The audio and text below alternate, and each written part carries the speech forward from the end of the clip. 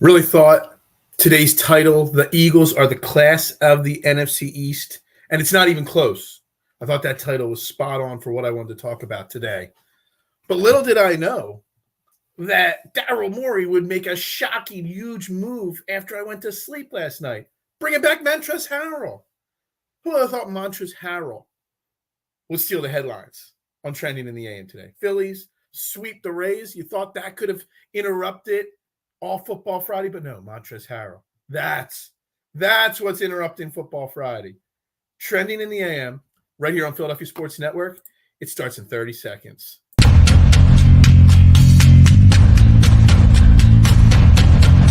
and goal.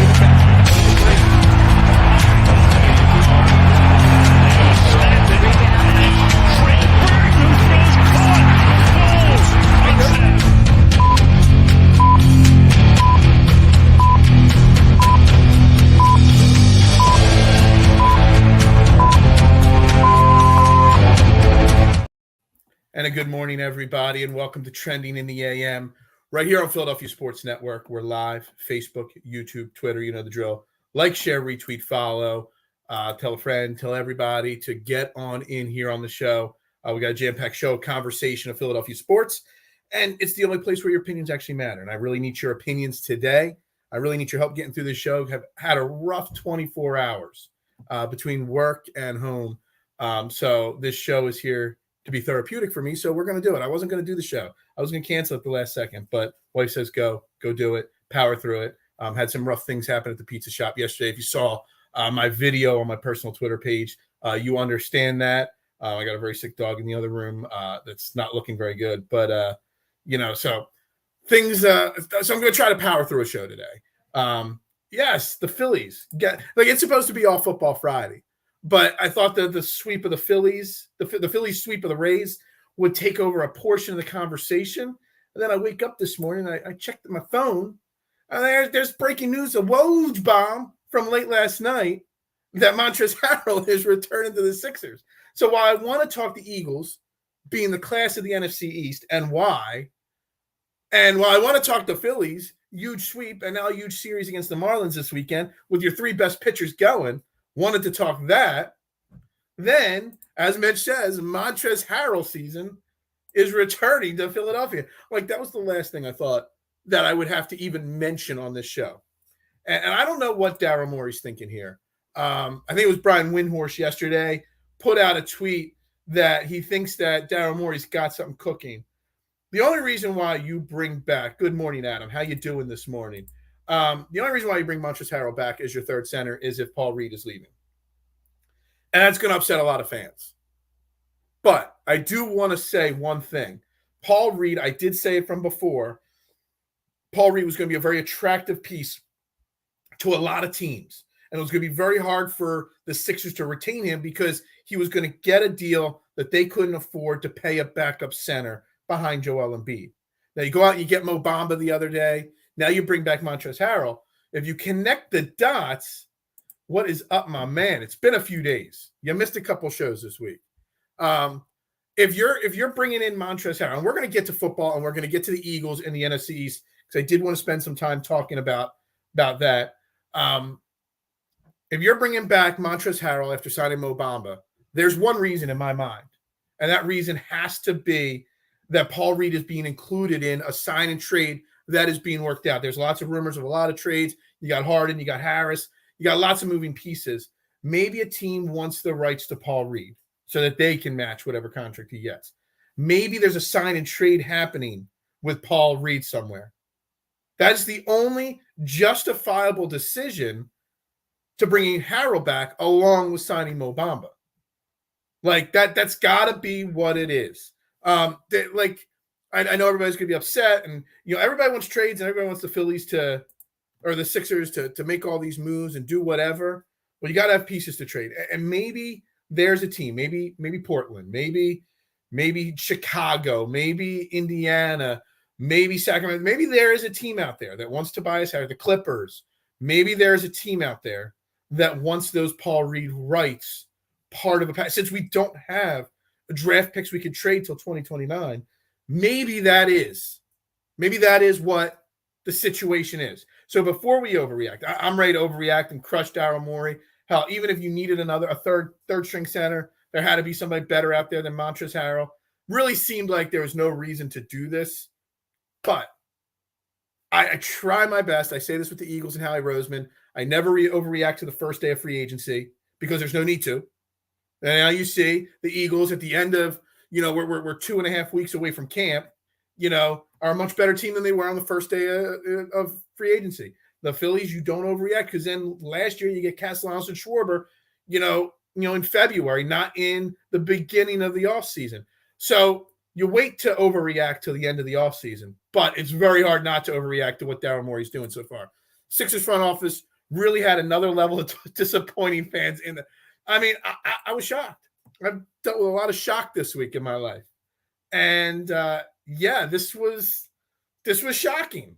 Like I did not think there was any rhyme, reason, or thought process. Like he was gone, done. He opted out of his player option. If what's his name, DeAndre Jordan's still signing deals with teams to be on contenders, I figure Montrezl Harrell would get a deal somewhere. Former Sixth Man of the Year. I don't know. It's shocking and disappointing. It's looking like Harden's coming back, maybe, Adam. This is part of, again, Windy. Brian Windhorst, he's just throwing stuff nonstop out there and seeing what sticks. I mean, I almost feel like Windy is almost like Vin Fosh or whatever his name is on Twitter, just randomly tweeting things out, tweeting screenshots of his text messages with Daryl Morey, like he actually got Daryl Morey's number. Maybe there's a chance that this Paul Reed, this Montrezl Harrell situation is part of the bigger picture going on with James Harden, because Jalen McDaniels already got signed. A lot of these young guys, Matisse Thybulle just signed his offer sheet. A lot of these restricted free agents, deals are being made, but yet Paul Reed's still sitting there, because in my mind, maybe this is part of some bigger plan, bigger package, bigger deal. I don't know. There's got to. I think it's wrong. I mean, if you're going to try to trade Harden or Harris, you got to find something to attach to it, a value, and to make these deals work. But on the flip side of the equation, this team needs youth, not more 35-year-old stars that are washed up. So I don't know.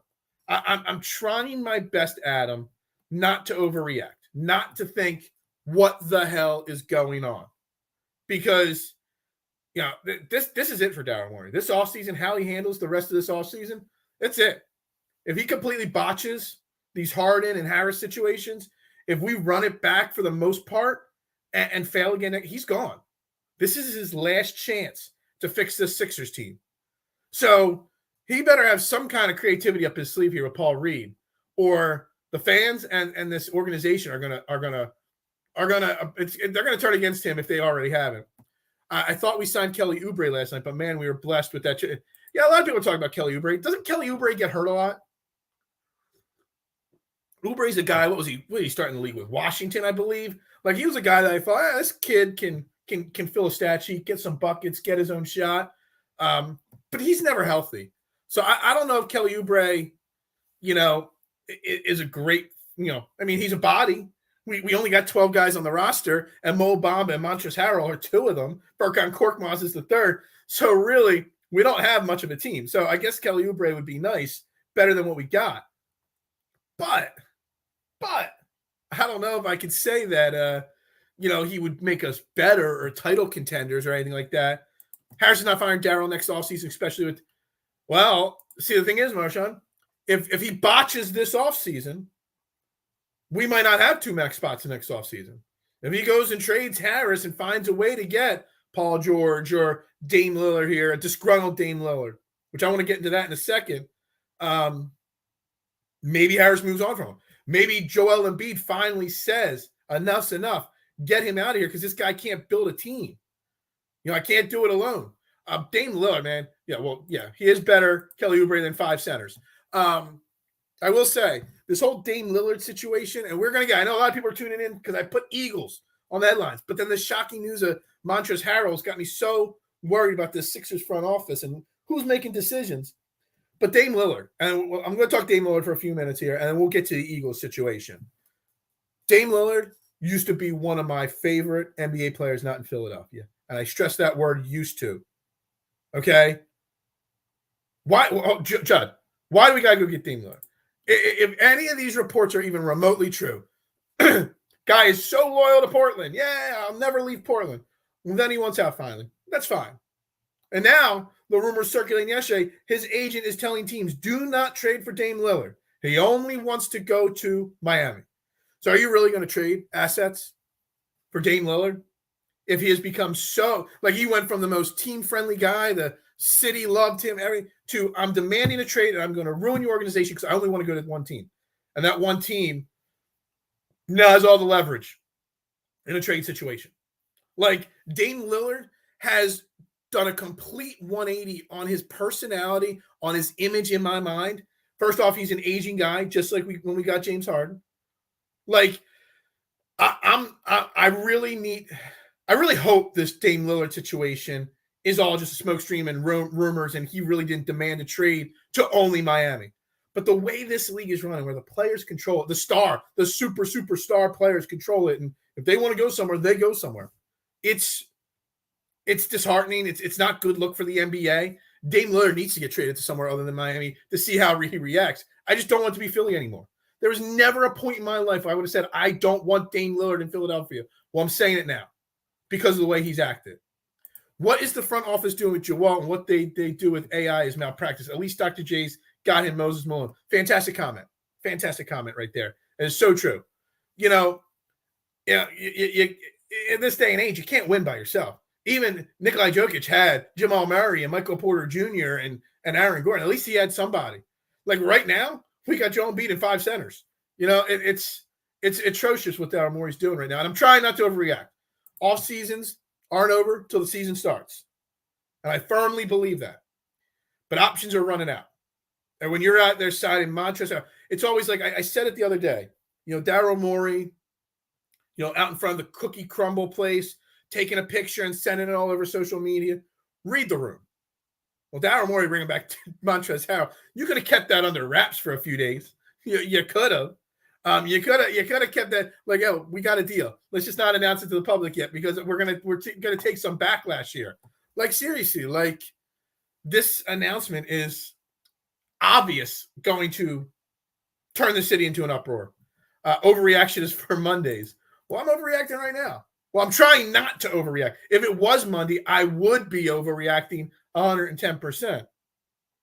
Yeah, he got crumble cookies, and he bought them so he could share them with Montrezl Harrell. I don't know. Like it's shocking. I want to talk Eagles. I really do. But I'm just it's not even the Daryl Morey or the Montrezl Harrell. If we need a third-string center, fine. If you're signing him, Montrezl Harrell, you could do worse than Montrezl Harrell as your third center. It's the fact that what it means, what the ancillary moves mean, the timing of it, what it means. Crazy. Dame is legit. You're overreacting. Maybe I am. I just think that if these rumors are true and he's demanding only one team, it's a bad look for the NBA. And this is just what the NBA does anymore. The players run the league, and I hate it. I've always hated how the players run the NBA, that they have all the say. And the team, because if you're disgruntled with your team, you can hold them up and get whatever. And then there's no trade leverage there whatsoever. Cookies and 2 backup centers. I mean, that's basically his whole offseason. Right now, I was talking with my friend the other day. Right now, Furkan Korkmaz on this roster has to average 10 to 15 minutes. That's how bad this roster is right now. I really thought we got it right when we went all in with Jimmy and Tobias. This it was a different front office then. And I think we did get it right there. Problem was the Jimmy, Ben, Brett Brown dynamic didn't work. And the front office chose Ben Simmons and Brett Brown over Jimmy Butler, not Tobias Harris. And they got it wrong. That's obvious. Dame is legit, and every year there is noise around him. I don't trust anything not from him directly. That's a fair comment because he does. There's always a lot of chirping, but yet when he finally speaks, he normally puts it to rest. He does. All right, Man Chatter wants football. CBS Sports Hurts mid tier 2. Well, that's insulting. That is extremely. That does not make me want to talk football. Not at all. Not at all. Saying that Hurts is mid. Look, we're gonna wrap this up. The Montrezl Harrell Sixers portion is we're gonna wrap up here. It's not a knock on Montrezl Harrell. It's a knock on the front office. I don't know if they have a plan. We're going to talk Eagles here in a second. Howie Roseman always has a plan A, a plan B, a plan C. Daryl Morey claimed if he wasn't able to convince James Harden to stay, he would have to get creative with a plan B. Well, your creative plan B is Montrezl Harrell and Mo Bamba. Like, I just don't get it. All right, maybe I'm wrong on Dame. Maybe I am overreacting right now. When we look for a new GM president, we need fresh minds in there. Absolutely. No offense to Elton Brand. They could all go. Then the Browns could become the new GM. Wouldn't have been the one that picked Nick Nurse, and we're changing coaches again. Who knows what? Like, if I'm Nick Nurse, I'm having fun coaching Summer League. And let me say again, there are a lot of people overreacting to Summer League right now. No need to. It's Summer League. That's it. Let's not get excited. George Springer had 6 steals the other day. Most of these guys aren't even going to make the G League that they're playing against. Let's not overreact to Summer League games, guys. Let's not do it. Let's not do it to ourselves. This roster right now is going to have like 3 or 4 guys from that Summer League team playing on it, as it currently stands. That's not a good thing. I don't care what I say. that Euro draft and stash that we had that's probably going to play on this team, he's not that good. Guys, this is like borderline like a problem right now. And it's Daryl Morey, and his legacy is on the line.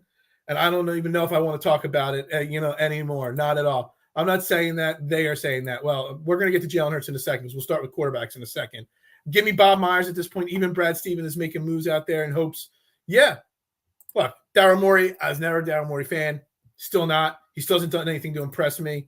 The hiring of him pretty much, in my mind, spelled the end of this run. At least Joel Embiid's only 29. Tyrese Maxey's only 22. We'll see where we go from there. Now, at this point, with the moves that Daryl Morey's making, I don't want Tyrese Maxey traded, because I wouldn't trust Daryl Morey making the right move. That's the thing. When you're trading prospects or trading young guys or trading assets of any kind, you got to have faith that the GM's doing the right thing for the big picture of this team. I don't have that faith in Daryl Morey. Whereas with the Eagles, I have all the faith in the world in Howie Roseman, which is crazy, because 3 years ago I was ready to run Howie Roseman out of town. So I did want to talk Eagles today. We're going to transition to Eagles. Again, make sure you're liking this video and interacting with this show. My boys over at Ref the District. They're Washington Commanders, Washington Sports Podcast Network. Great guys. I've had them on this show many of times. Trev, Stoner, Dog, all of them. They're great over there. And they put out a little graphic yesterday on their show. I'm going to see if I could share it briefly on the screen. I know when I share, it tends to slow the stream down, but I want to share it for a brief second on the screen here. This is their graphic, okay? Where everything, that was my pizza shop stuff in the background there. Let me switch back to the proper background for today. This is their graphic of the rankings in the NFC East amongst each position. And we've been talking about a lot this week about the Eagles and concerns and stuff like that. One of the concerns was always, no team has repeated as NFC East champion since 2004. And why? Because it's a great division. Some will say it's the greatest division in football. I mean, it's debatable. But right now, you got 4 teams. Now, I will say this. I do not think this NFC East is as good as people think this year. And this is the problem. So take a good look at this image here on the screen, because I'm going to take it off the screen. Maybe I'll do it this way. I'll keep it on the screen, but in a smaller image there. And it ranks each position. I think it starts with, pizza, yeah. Running backs, mid. We'll get to the running backs in a minute. I don't agree. All right, we're going to stop that share. We'll get that off the screen. It looks awkward up there. Let's just start with the quarterbacks. And this is the thing. The Ref the District, they're Washington Commanders. So our quarterbacks in this division right now are Jalen Hurts, Dak Prescott, Daniel Jones, and it looks like Sam Howell is the starting quarterback in Washington. And that's not good. All right. So obviously the Eagles, Jalen Hurts, is ranked the number 1 quarterback in the division, even by a Washington Commanders podcast. Question is Dak Prescott, Daniel Jones. Dak Prescott's ranked 2, Daniel Jones 3, Sam Howell 4. I was chit-chatting with my man George yesterday off the air, talking with a lot of people. And, what the quarterback situation really means for the NFC East. First and foremost, we can talk Daniel Jones or Jalen Hurts all we want. We know what Jalen Hurts is. Exactly. We're going to get to the running backs in a second. I really think the Eagles running back situation is in the division much better than people realize. And I'll get into that in a second. It's obvious that Jalen Hurts is the number 1 quarterback in the East. It is. But how the NFC East plays out and the reason why there haven't been repeat, winners is because there hasn't been a quarterback like Jalen Hurts in the NFC East in a while. Okay, of his standards. And you know what, Dak Prescott, I've got the stats up here for Daniel Jones and Prescott. I didn't pull up Sam Howell's numbers because he started, like 1 or 2 games? But the other 3, I got them up there. Dak Prescott is a great quarterback. He really is. Daniel Jones, he's very, very mid. But he does okay stuff out there. Sam Howell obviously has nothing. There's a certain thing with with Dak Prescott and Daniel Jones that they just don't have. And that's the killer instinct. That's the leadership vibe. When they go into in the huddle and there's a clutch play that needs made, Jalen Hurts is going to fire up and elevate his team. Dak Prescott is just going to call the play. Daniel Jones, his teammates will look at him and probably in their head say, it's probably not going to work. Like, there's a difference between, look, we can always discuss arm strength and who throws a prettier spiral and who can throw the back shoulder throw the best. But really, we saw it last year with Jalen Hurts. The intangibles, the leadership, the work ethic, that is what drives a team. Being a good – I always said, going into last year, I didn't expect Jalen Hurts to take the jump he did. I expected a good jump, but not like that. I always said that Jalen Hurts' intangibles could overcome being an average quarterback to make him be a good quarterback. Daniel Jones got $160 million. He's an average quarterback that his intangibles make him lesser of a quarterback. Daniel Jones can throw a nice football in a practice situation, but it's when the game's on the line, when the money needs to be paid. He's not. Now, some will argue that Daniel Jones hasn't had weapons, and there is a valid argument there. He has never had a great wide receiver core. There are a few that he's had that had some potential. They've traded away when they fell flat. Daniel Jones and Kyler Murray got $250 million. Dude, I am not high on Kyler Murray either. I mean, Kyler Murray's going to miss most of, if not all, of this season. I don't want to get into a Kyler Murray conversation, but just think about the money Daniel Jones got for being a very mid quarterback. And I'm not using the word mid in the cool term. He's a middle of the pack quarterback. Last year, I will give him one thing. He only threw 5 interceptions last year in 16 starts. That's very solid. He had a 67% completion. That's great. Well, not great. It's really good. But he only threw 3,200 yards in 16 games. Only averaged 200 yards a game in a very, how they went 9-6-1 in his starts, I don't know. It must have been defense. It must have been, a lot of things. But Daniel Jones doesn't inspire me. Hurts decision-making is top tier. Exactly. Dak Prescott, honestly, I know a lot of people talk about Dak Prescott and all the interceptions he throws. He had a bad year on interceptions last year. He had 15 picks in 12 games started. But really outside of that, he's been pretty good. 10 interceptions only the year before in 16 starts. 4 and 5 starts the year before that, 11 and 16. He's a less than 1 in his 1 year in 2018 when he made the Pro Bowl. He only threw 8 interceptions in 16 starts. For the most part, Dak Prescott does not throw a lot of interceptions. It was last year that he had a problem. Are not jokes okay, Phil? Jokes? What jokes? I don't know. Mid? No, jokes are okay. But I just want to make sure you realize I'm not using mid in a joking situation here. Swift is mid. I know some cope in that chat. Yeah, exactly. Working, just on that. Well, we appreciate that. We're talking Eagles right now. We did some Sixers before. Keep working, keep grinding, my man. I appreciate it. All right, so, but the thing is with this, I'm trying to rank the NFC East and say that they're the class of the Eagles with no competition, because when we start with that quarterback situation, just how great it is. Yeah, don't work too hard. I mean, he's not working that hard if he's commenting on the show. It can't be working too hard if he's commenting. Yes, smash that like button. I greatly appreciate it. 2 likes on Facebook, 13 on YouTube right now. Let's get that number up. So the quarterback situation, Dak Prescott, I think he's more talented than we give him credit for, but he lacks some intangibles. He lacks some of that leadership. Why Washington's going with Sam Howell, I have no idea. They could have found a way to do a better job there. Didn't they get Jacoby Brissett or something? They got somebody else to be there to be the backup. But Sam Howell, I don't understand what Washington's doing at this point. I really don't. Daniel Jones benefited from scheme. dumping to running back and low risk short throws. Exactly. He does nothing that impresses me. And I only watch about 2 or 3 Giants games a year. The 2 against the Eagles, if they play again in the playoffs, and maybe if there's a really good, there's nothing on TV and that's the only game and I'm watching it, maybe. So I don't watch a lot of Giants football.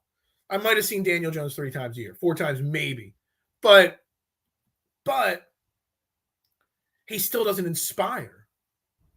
And I think that's a big part of the problem. Cowboys make O-line priority. Prescott should be better.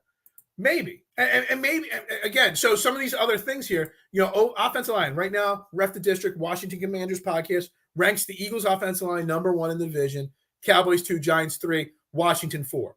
Now, Eagles obviously have the best offensive line in the East. They might have the best offensive line in football. The Giants have made their offensive line better, which is good. And that's going to help Dak Prescott because I always say, sometimes some of those quarterback stats are because they have a great offensive line. Just like sometimes the offensive line looking great is because they have a great quarterback. I think they go hand in hand for sure. But obviously the offensive line, having a solid offensive line, and the Giants have had an atrocious one for a couple years, that affects Daniel Jones. Daniel Jones does scramble more than he should. He's a very mobile quarterback. He gets very little credit for how mobile Daniel Jones really is. I'm willing to be honest about these things. I'm trying to look up his rushing numbers here. Rushing yards for Daniel Jones last year. Daniel Jones had over 700 yards rushing. Wow. I knew he had a lot. Did not realize he had that many last year. 700 yards rushing last year for Daniel Jones on 120 carries, and he had 7 rushing touchdowns. So offensive line plays a factor in that for sure. Yeah, I mean, who's the best offensive line in the East? It's the Eagles. It's not a doubt. But making an investment in that offensive line, which is so special, what Howie Roseman has always made it a priority, and having Jeff Stoutland here, but you've got these veterans like Lane Johnson and Jason Kelsey. You got Jordan Mailata. You got the youth of Landon Dickerson. You've got draft Tyler Steen and Cam Jurgens, and you got a constant rotation going on. When we had Jason Peters, we had Mailata to swing in. Back in the day when we had John Runyon and Trey Thomas, we always had the next guy ready to slide in. We've always prioritized offensive line. We saw too many times Randall Cunningham and Donovan McNabb getting crushed early in his career with bad offensive lines. Prioritizing is important. And I almost wish offensive line was the first thing we talked about before the quarterback, because I think the offensive line, the Eagles being the best, is as important as Jalen Hurts, is why they're going to be the first team since 2004 to repeat as NFC East champions. I really do. And I think it goes into some of these other things. Like, we can talk wide receiver. We'll get to that in a second. But they got at running back, the Giants listed as 1, Cowboys 2, Washington at 3, Eagles is the 4th best running team or running back group. And I think this is wrong. First off, the Giants, did Saquon Barkley even sign his franchise tag or tender or whatever? Like, for some reason, I'm thinking that Saquon Barkley isn't even under contract. If that's the case, you can't rank the Giants 1.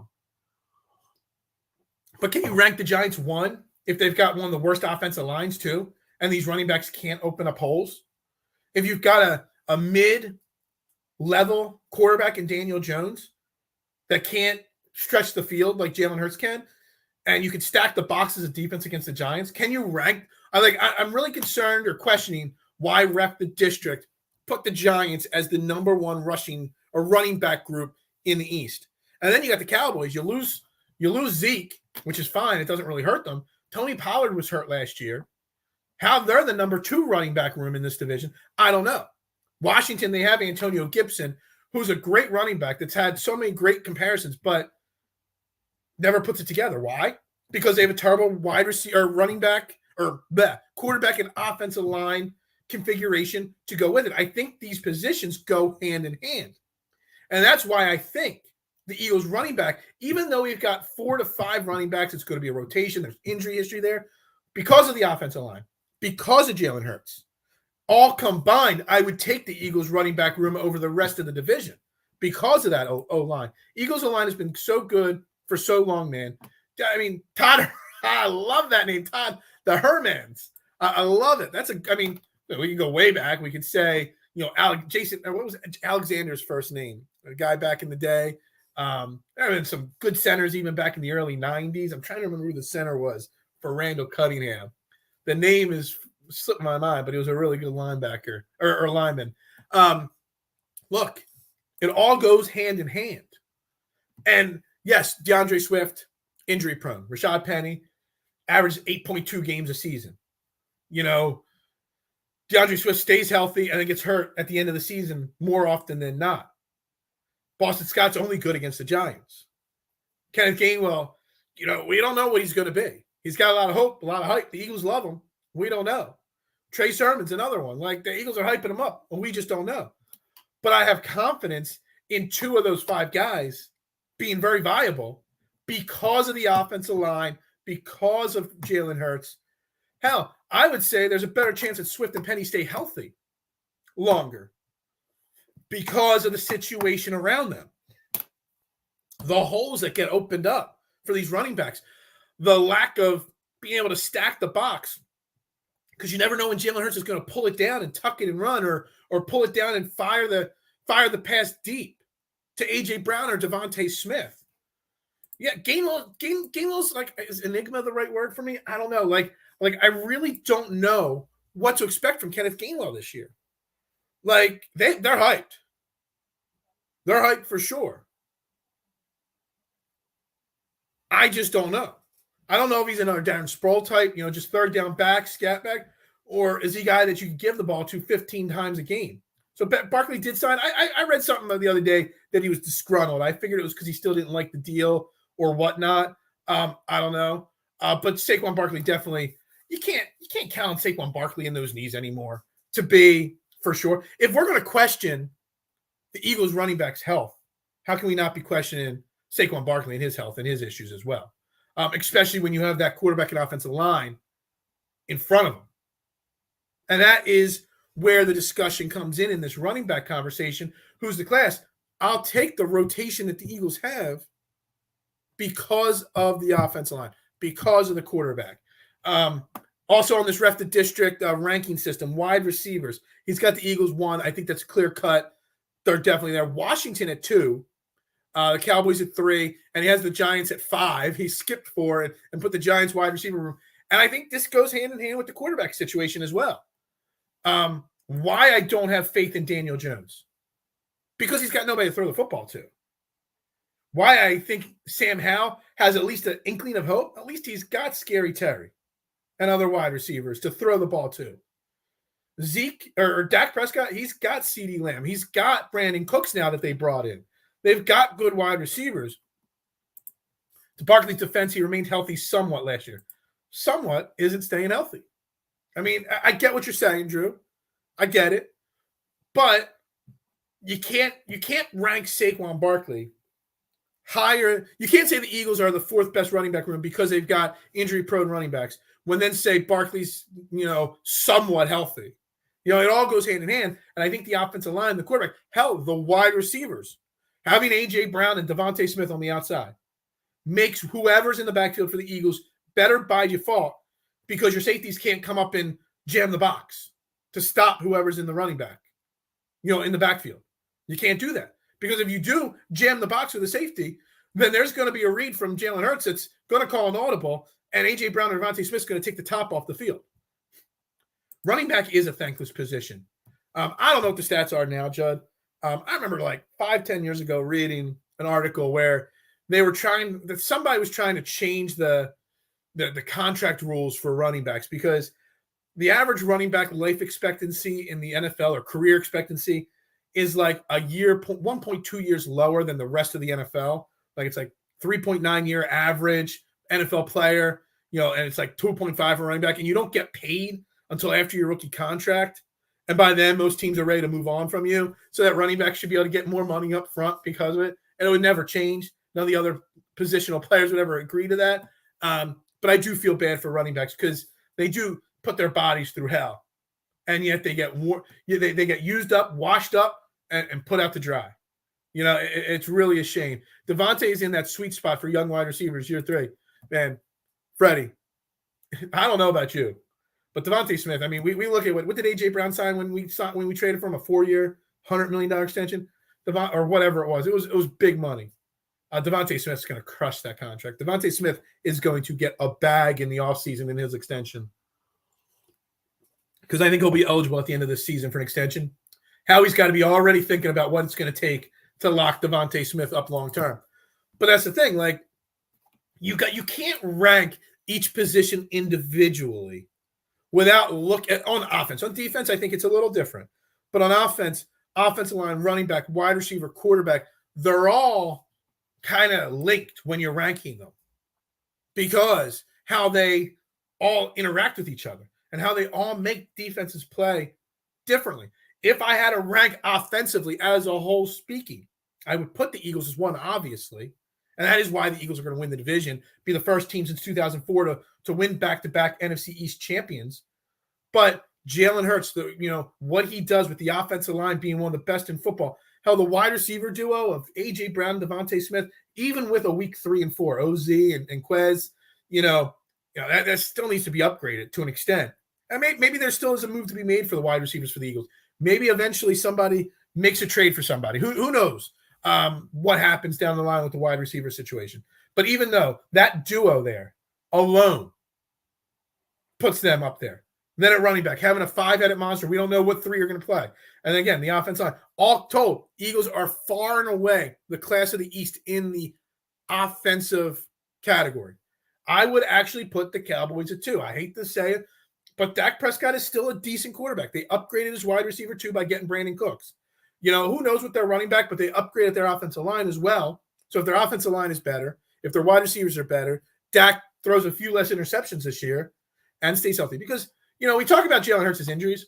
Dak Prescott gets hurt from time to time a lot too. I was looking at all the quarterbacks and their starts, and Daniel Jones has missed time in his career outside of last year.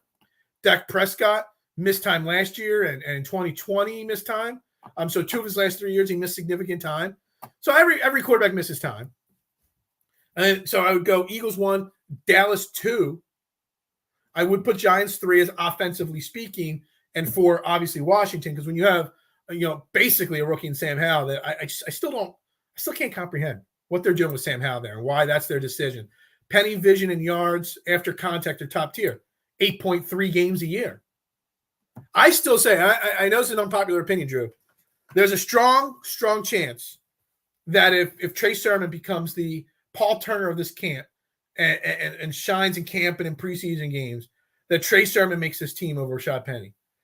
They seem to be very high on Trey Sermon. And I don't think they want to lose him. I don't think Trey Sermon makes it to the practice squad like last year. I think Trey Sermon's a guy to watch out for. Rashad Penny's contract was only guaranteed for like $600,000 or something. He signed like a $2 million deal, but a majority of that was incentives. It's blasphemy. Look, I like the potential of Rashad Penny. I really do. I like the fact that in a backfield rotation, he could stay healthier. But Trey Sermon's a guy they've been grooming and working with now for over a year. They have hype and hope for him. There's a chance, in my opinion. Wide receiver is so funny. Of course, we need depth and another tight end, but this is the best duo the Eagles have. Absolutely. Like, I would probably say, Judd, how many duos can we name in the NFL that are better on paper than the Eagles? Duo, not individual wide receiver, but duo. I mean, who are the 2 that Patrick Mahomes is throwing to? Not better. Jamar Chase is great, but Boyd Higgins, maybe. Buffalo, Stefon Diggs, great. Who's their second guy? No. Cooper Kupp, great. Who's the second guy? No.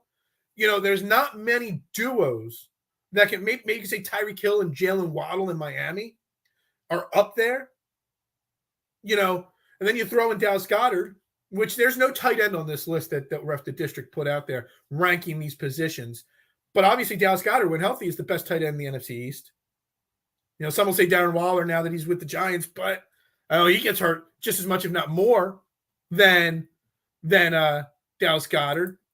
With Gainwell and addition of Swift, not to mention DG looking to take the next step at becoming a top 3 or 4 tight end, that takes a lot of pressure off of Watkins. I think he's fine, no upgrade needed.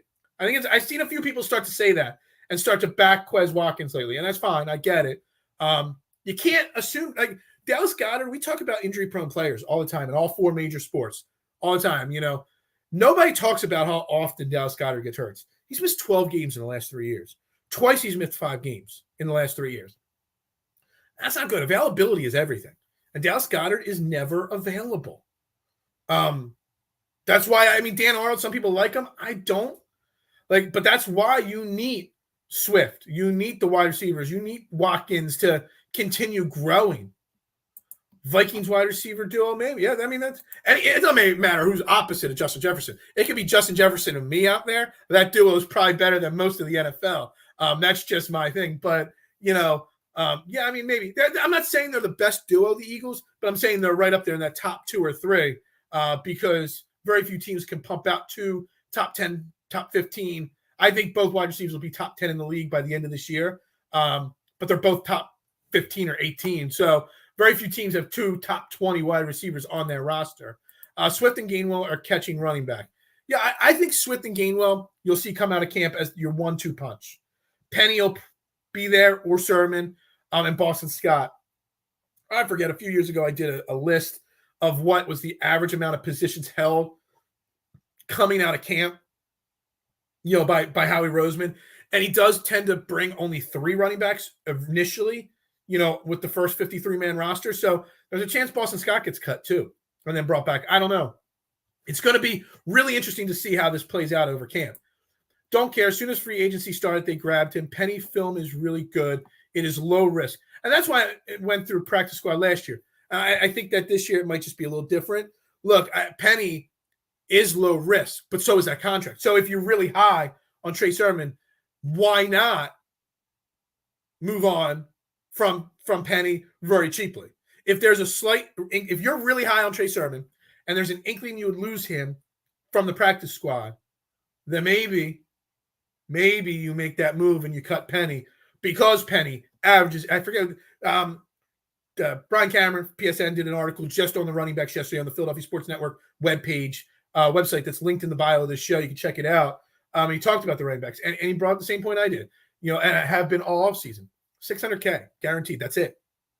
Look, I like the potential of Penny behind our offensive line and with Swift and Gainwell staying healthy. But if you're really high, I'm trying to think as the bosses. I'm trying to think of Howie Roseman and Nick Sirianni, how they think. Nick Sirianni has not stopped talking about Trey Sermon. So I'm just throwing it out there.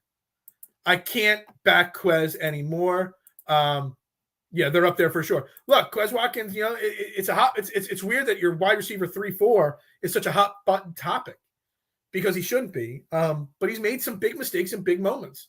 Every loss we had last year, he had a big moment that he helped, get us to that loss. Every single one of those games. I'm not saying the losses were all in him, but he had big moments in each of those losses. But that's that. But altogether, though, again, you got to rank the East offenses as Eagles, Cowboys, Giants, and Eagles, Cowboys, Giants, Washington last. And it's crazy, and I feel bad for Washington because they got Terry McLaurin. They've got Antonio Gibson.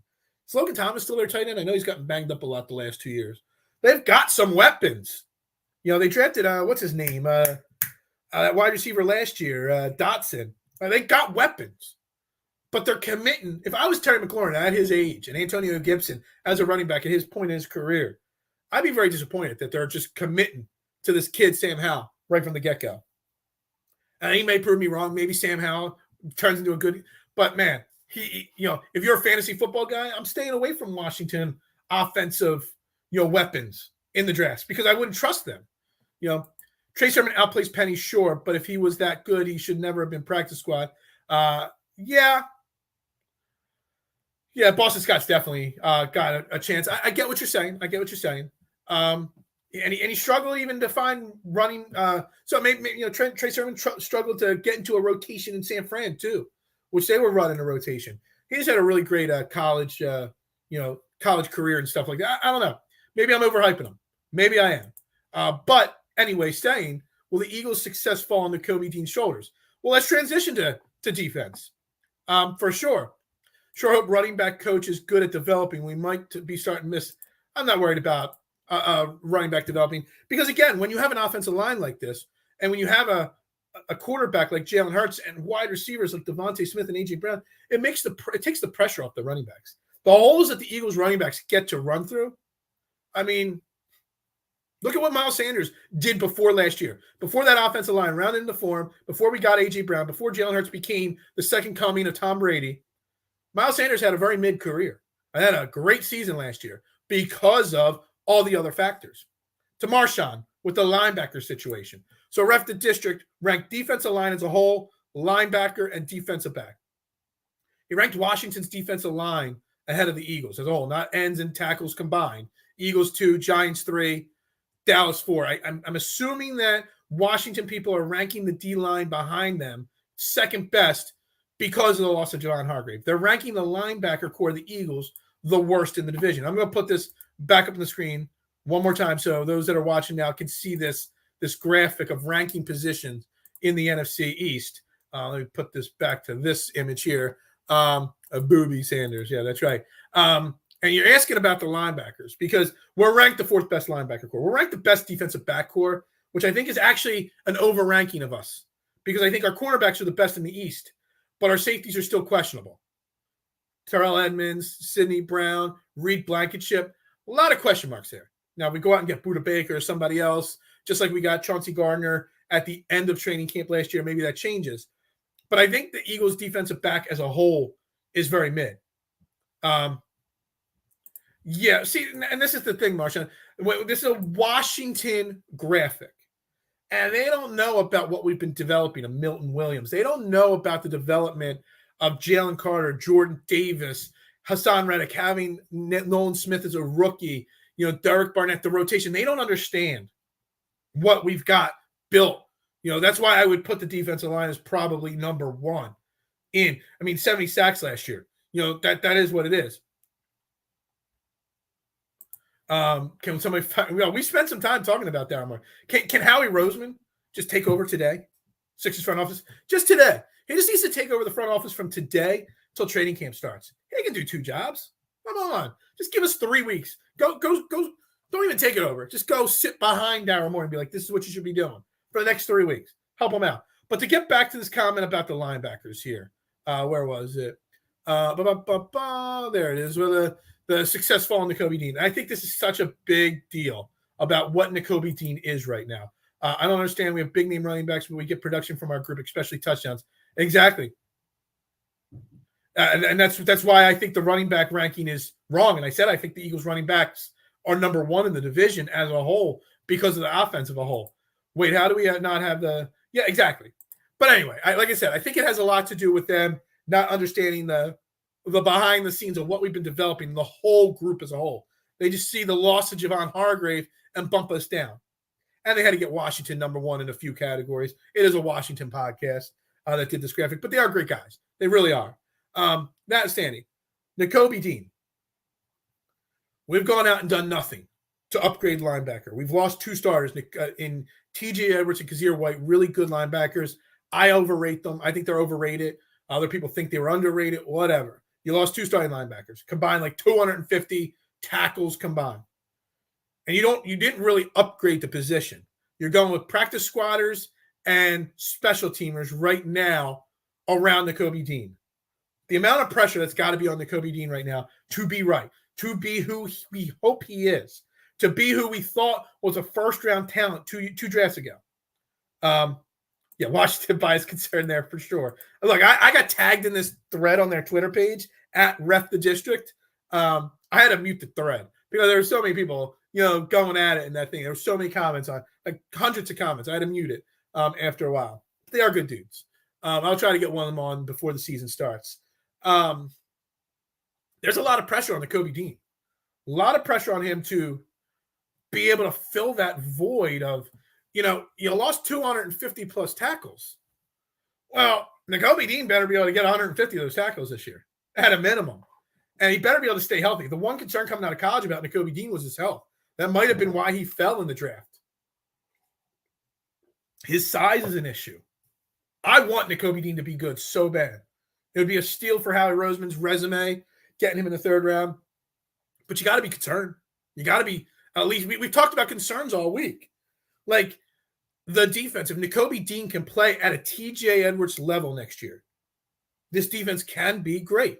But if Nakobe Dean doesn't play at even a slightly above average level next year, that's going to put a lot of pressure on this defensive line. It's going to put a lot of pressure on two 30-plus-year-old cornerbacks in Darius Slay and James Bradbury.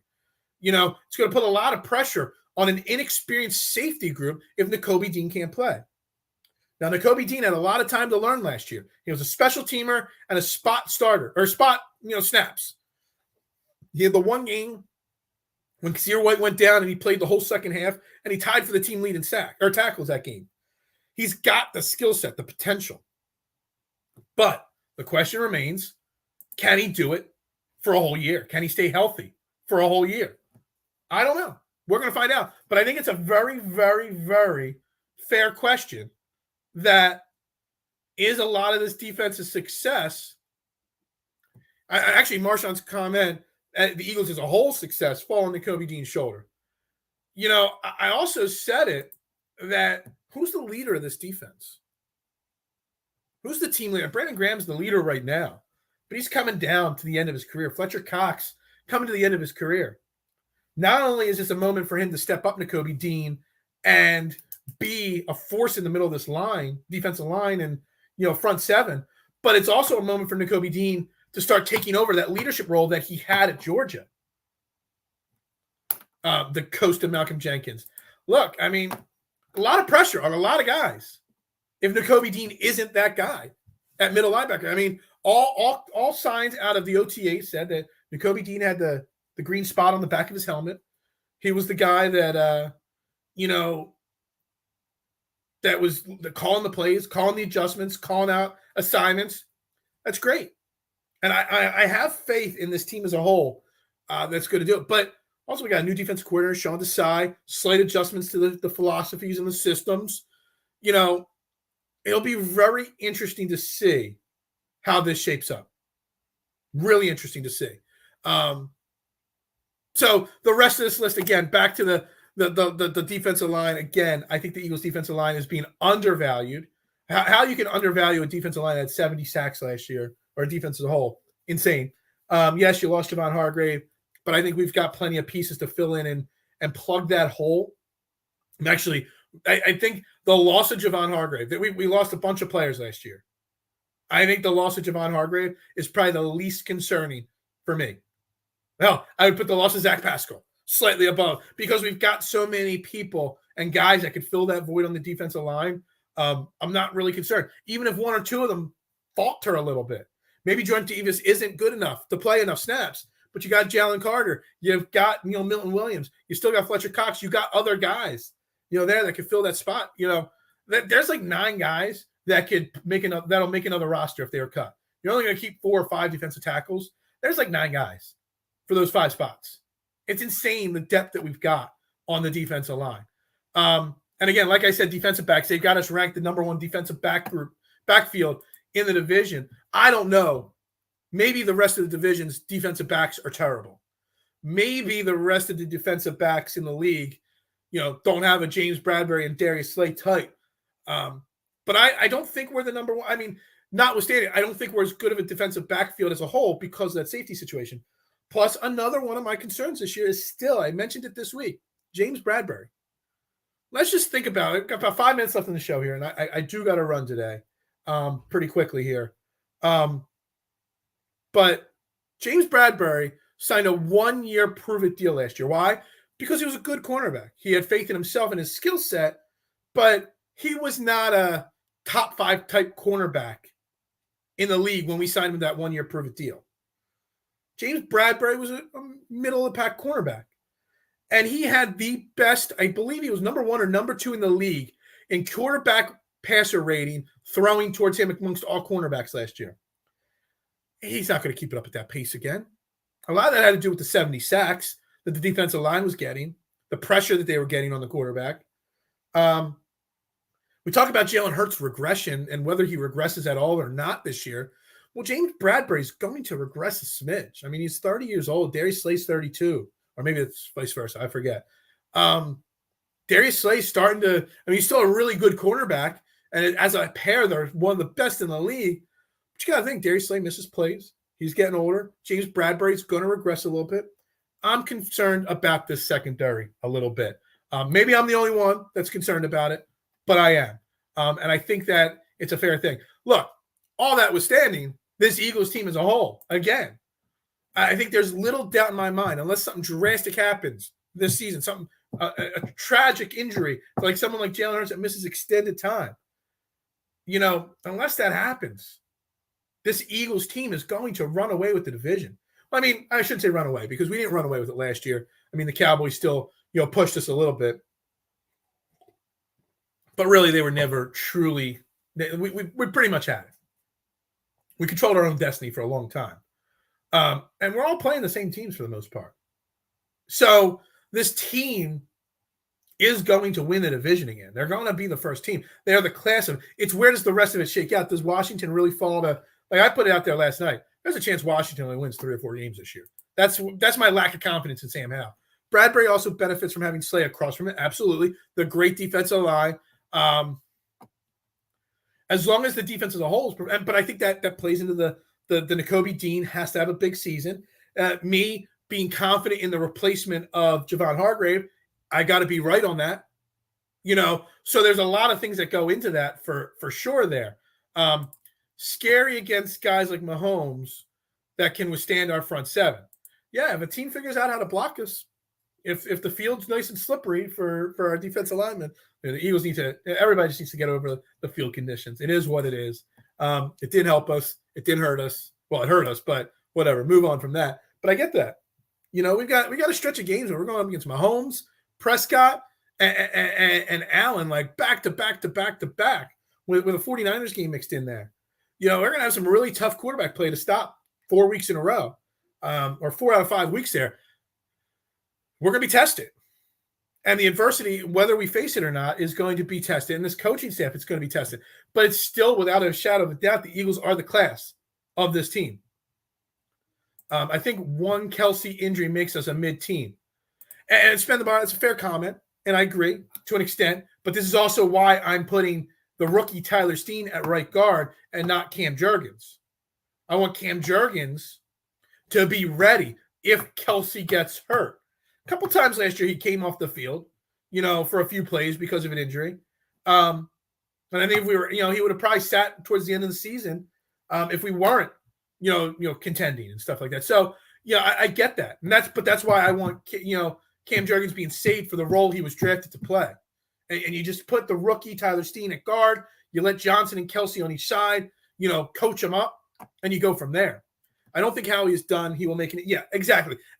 This is based off, this conversation is based off of something the ref the districts did and responding to it, what they got right, what they got wrong.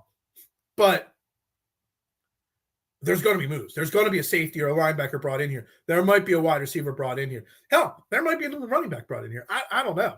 But something will happen. This is not the final roster. Not even close. Curious outside of Hurts, who is the most critical player to the Eagles' success? That's a fantastic question. I'm going to write this question down because I think this is a good topic for the show next week.